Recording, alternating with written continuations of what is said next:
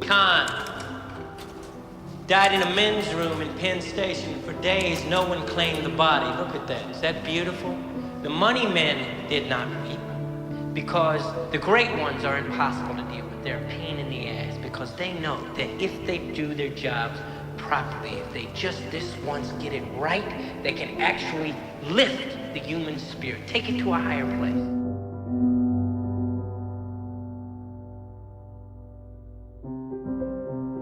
Many people believe that architects construct buildings. That couldn't be further from the truth. Architects are designers that focus on creating the experience and community of a space. Here are 5 great aspiring architects. Let's go behind the scenes and find out where their journey began.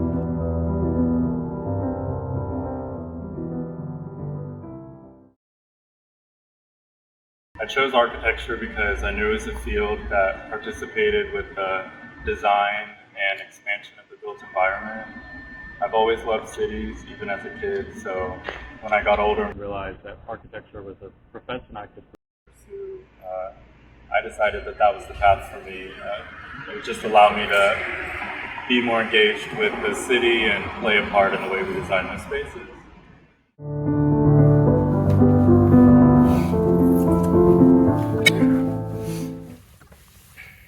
How's it going? So, why did you want to be an architect? For me, architecture has always been about connecting to people and building communities. And so I felt that it was something close to my heart for where my background is and the people I care about. So I've always wanted to sort of help my community by literally building it. I became an architect initially because of my dad, and he's a home designer in the home building industry. And so that was my initial inspiration. But as I grew up and everything, I just found it more and more appealing to become an architect, to be able to design homes and buildings and anything I really wanted to put my mind to. And how has that changed? When I first came to the program, I was like, all right, I'm going to get a design a building, and then rebuild the building. But now I can view architecture after going through it for 5 years is architecture the creation of space. And by you creating the space and how people interact with it is what gives it the architecture and the meaning behind that. Well, I just thought it seemed cool at first, designing buildings. I originally went to school for architectural engineering. I found out there that that's not what I wanted to do. I'm more of on the artistic and math side, those are my strengths. So that's why I went into architecture. So since I've been in school, I've really enjoyed the conceptual side of architecture, putting together a story and selling it to my jury. That's what I enjoyed most about it. Taking an idea from a napkin to a full-blown render has been really enjoyable.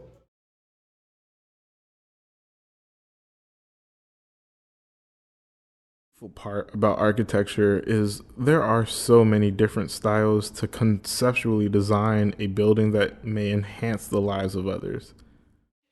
Naturally, a building has to express the personality of its owner, but... Exactly what I'm saying. Express my personality. Yeah, but you see, you didn't let me finish my sentence. A factory has to be practical and efficient. There are 1,000... A powder puff. Make the factory the shape of a powder puff. A powder puff? Or maybe tall, like a lipstick. Lipstick? All right, Michael, make it the shape of a powder puff. With Bibi, you have complete freedom. Now, you will make me a sketch, huh? Let's ask some students what their preferred style is. What is your favorite architecture style? I would say contemporary interpretation of Frank Lloyd Wright's Prairie House. How would you describe your dream home? So I would say my dream home would be located in a dense metropolitan area, but on like a side street with single family homes. So it's still in a walkable neighborhood, and it'd be really minimal, but really integrated with the landscape. The idea would be like a really simple form that reads really clearly. So rectilinear in nature, and yeah, just a nice integration into the landscape. So it kind of like tapers up the further you go. What is your favorite architecture style? I like old brutalist modern architecture with an emphasis on materiality around the building. How would you describe your dream home? For me, ideally, it's located somewhere recluse, ideally a mountain type environment, and I like something that's like a modern cabin feel. And so I like the materiality of wood. It have a lot of wood aesthetic around. And it kind of also ties in this like its sense of like nature and sustainability that I like having around me. And so I'd use that as a material choice. Kind of also like tying in like shipping containers, recycling old ones, you know. And I kind of want the open playing field. So I want room for like chickens and goats and farming, generally speaking, on my. I'd say classical architecture, mainly the early Renaissance from the villa all the way to like colonial homes with emphasis on details. My dream home would go kind of to the traditional like farmhouse with like a European cottage where it's simple geometric forms of rectangles and triangles with the hip roofs and all that, but very open concept with lots of windows, lots of natural light, and probably go back to stone and elevations, just so go back to the traditions. I would say minimalist, contemporary with unconventional interventions. Okay, so I like the privacy of this space, not as many windows, only like large windows and specific views that I might want to have, and just not allowing any of my neighbors or anyone that drives by to know anything that's going on in my space. And I like a green roof and like platforms for cats to walk out of my space, and I definitely want like a outdoor cage for my cats because I love cats.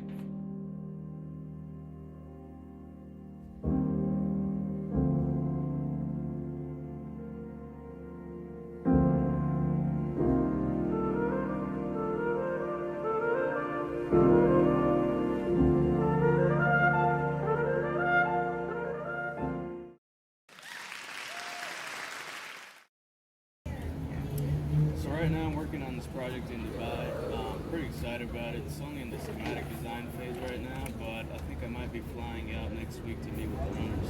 Well, that's nice to meet you. What's the timeline for the project? So right now it's looking like it's going to go through the end of 2033 at least. That's interesting. Right now I'm working on a project in Singapore for a school. And yeah, it's looking cool. Excited. Forgot you like the educational design. Wasn't your thesis project about the middle school corridor or something? Yeah. Yeah, it was. And I won the 3-minute thesis because of that. Are you okay? You haven't said anything. Oh, I'm just fine. I've just been dealing with stuff at work, you know. You guys are doing all these cool projects for the school and the thing in Dubai, and I'm over here doing Donald Trump's beach house in the Hamptons. You say Donald Trump? Yes, and get this. The principal just emailed me a photo of him at the Nobu in Buckhead with Elon Musk. Elon, like the Elon Musk? The Elon Musk. And I got to design Harry Styles' beach house in Malibu, and you just know how I feel about Harry Styles. Yeah, I don't think even I would do his house. Not a great guy. No, not at all. Besides, Stephen Coren has the highest of aspirations. He wants to be an architect. Is that right? Actually, maybe I could set my sights a little bit higher. Stephen, nothing is higher than architect. I think I'd really like to be a city planner. You know? Why limit myself to one building when I can design a whole city? Well, that's a good point. No, it's not. Well, isn't an architect just an art school dropout with a tilting desk and a big ruler? It's called a T-square. You know, the stupidest guy in my fraternity became an architect after he flunked out of dental school. Congratulations, young man. Very Susan would be very proud of what you're doing. Thank you. How are architects portrayed in media/film? So it's an interesting question because I think you hear the term architect thrown out quite a bit, and a lot of times when architects are portrayed in media, it's at a very high level, and they don't get into the detail of what architects really do, and so it almost promotes the impression that we're almost elitist or above everybody else, and I think that does a little bit of a disservice to the profession.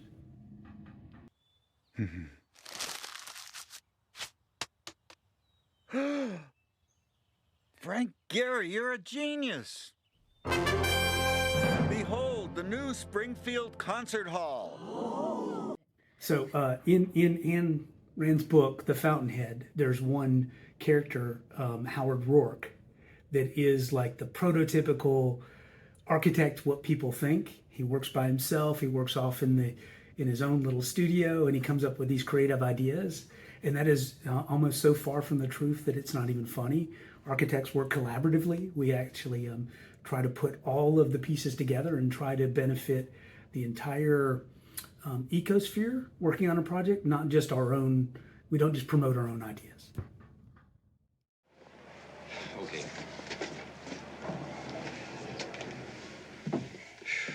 Architects. Yeah, it's all our fault. Now, you know there's no sure way for us to fight a fire in anything over the 7th floor.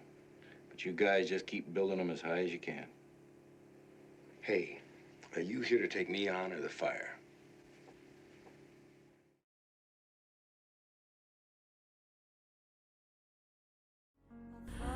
Have you ever had a bad review?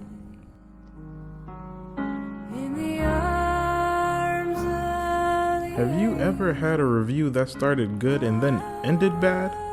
Do you know someone who put their all into their project and then realized that it may not be that good? This is a reality for a lot of architecture students, and the only way to support them is through mental health counseling. With just $1 a day, we can provide 600 architect students with access to mental health professionals. The professionals give architects good critique. They give them a pat on the back, not on the head, and let architects know it's not that deep. Don't let rude professors, unwarranted ignorance, or just straight up meanness ruin your life. Support the Architect Mental Health Fund today.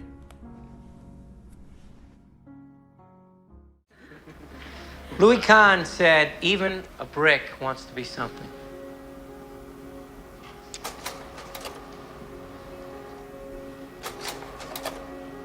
A brick wants to be something. It aspires.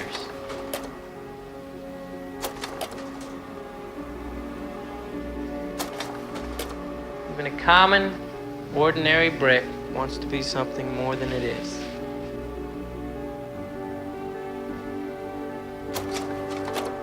Wants to be something better than it is.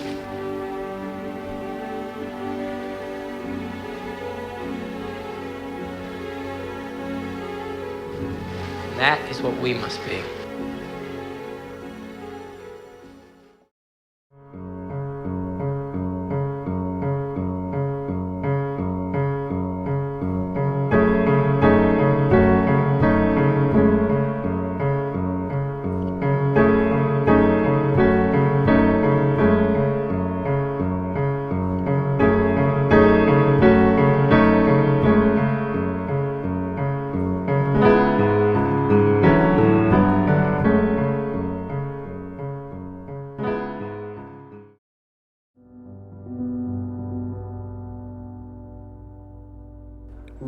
Being nervous for your first job interview at a firm is very normal. Aside from the fact that getting a good night's sleep in architecture might sound a little taboo for most, it pays off.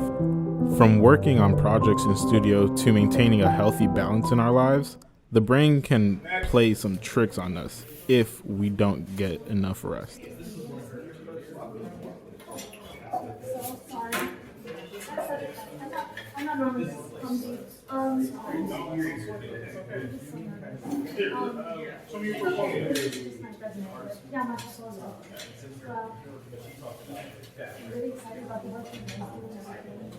One of my favorite projects was actually your hospital in Delaware. Oh, Delaware? We don't have an hospital in Delaware. Are you sure? I mean, But it was like- before I came in, I was checking online. You guys did a hospital in Delaware. As the principal of this office, I would know if we did a hospital in Delaware. Is this not? No, this is. Oh my gosh. Well, I mean, I'm gonna make that interview. I really have to go. I mean, maybe we can message each other on LinkedIn. Sure. Yeah, I'm sorry, but, you know, thank you.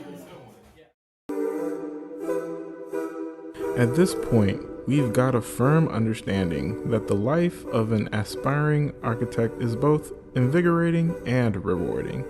Although it requires hours of dedication and commitment, the process is just as, if not more rewarding than the end result.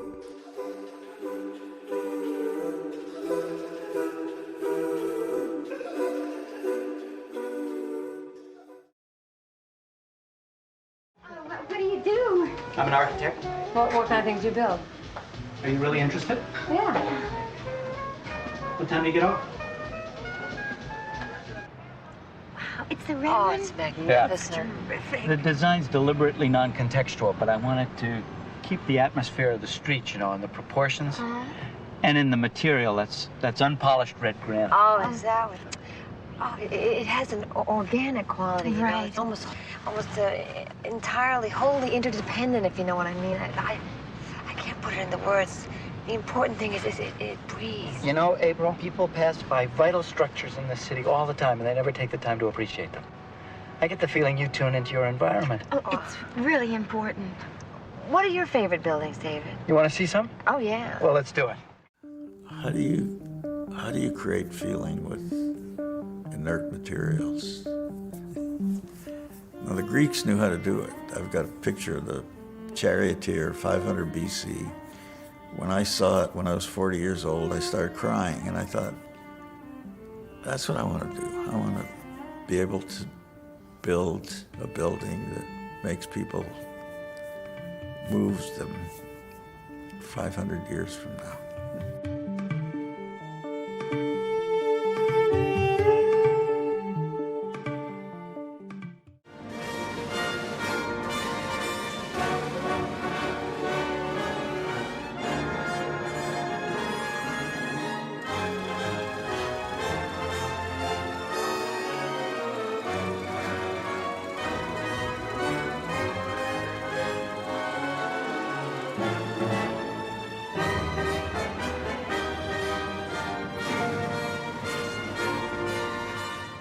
What do architects do best? I think the architects do best is to provide a narrative to a person's vision of how they want to live and how they want to work. They are also really good at creating experiences, even if it's a mundane job someone has to do, but it can be done in a nice space. So architects provide like a backdrop to everyday things that happen in one's life. Where do you see architecture going?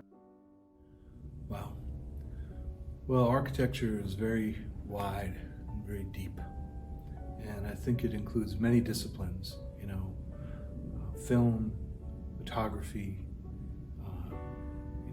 web design, ChatGPT, Midjourney. All of these new AI systems are making profound changes on architecture and architectural theory, and ultimately on architectural thinking. But I think what you'll see is a convergence of AI and digital fabrication, both in the way that we envision ideas and using really smart technologies early on in the design process. So we design along with AI and we guide it. And then I think what you'll start to see are swarm printed cities, and cities that produce more power than they use, cities that recycle their own energy and recycle their own water and waste. And then I think what you'll start to see is kinetics. That's one thing that you're already seeing is kinetics and how AI can adjust architecture and buildings can change. For example, they could change function. And so that could be very interesting that an office building, for example, could turn into a residential project or a cathedral. So just be thinking about how this profound change of AI can influence the way that we design. But I think what's most interesting is how it will influence architectural theory.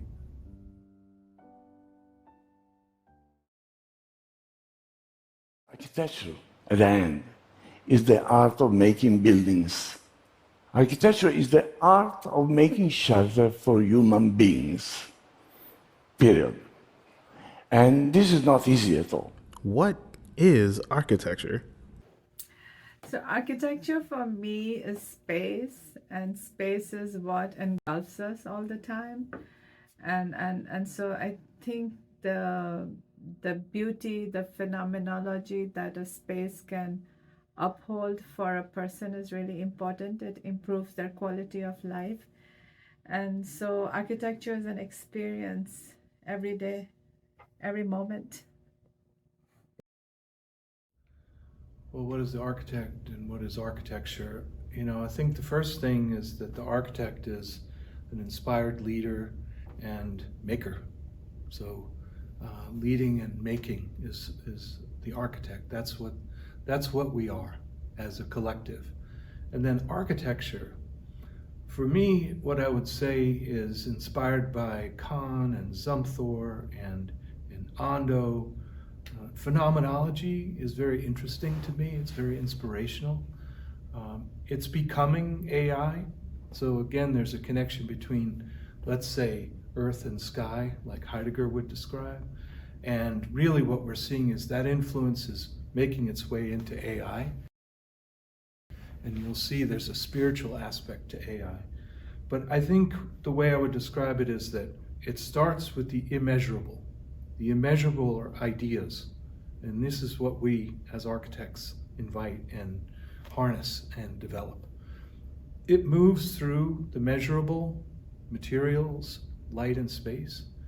But for it to really emerge into architecture, the difference between building and architecture is ideas. And it emerges back to the immeasurable. And so that's what's so powerful. That's why great architecture moves us, moves our soul, moves our spirit. So that's my definition of architecture. What is architecture to you? Architecture is innovation. Questioning the known and unknown. Identity. Creative solutions. Creativity. Creation. Very tedious. It's a lot of work, but it's fun. Passion. Adventures. Inspiration. Pain. Art. Interesting. Prismatic. Design. Bittersweet. Stressful. People.